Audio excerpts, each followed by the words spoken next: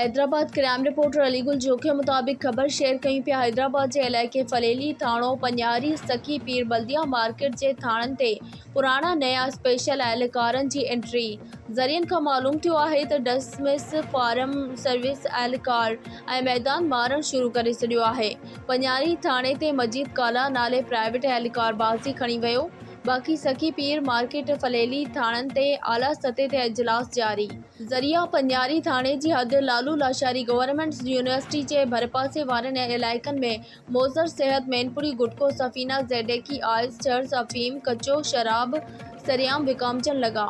लालू लाशारी गोठ में ताश छक्को आंकड़ा पर्ची फहाशी अड्डा खुलेआम हली रहा आहिनि। इलाइक़े वासी सख्त परेशान। शराबी जुवारी शरीफ माण्हुनि लाइ अज़ाब बणियल। पाबंदी लगल हर किस्म जी मंशात दुकाननि ते आम वेकर वांगे विकामण लगी, जंहिं सबब नौजवान नस्ल समेत मासूम ॿारनि जो मुस्तक़बिल दाव ते लगल।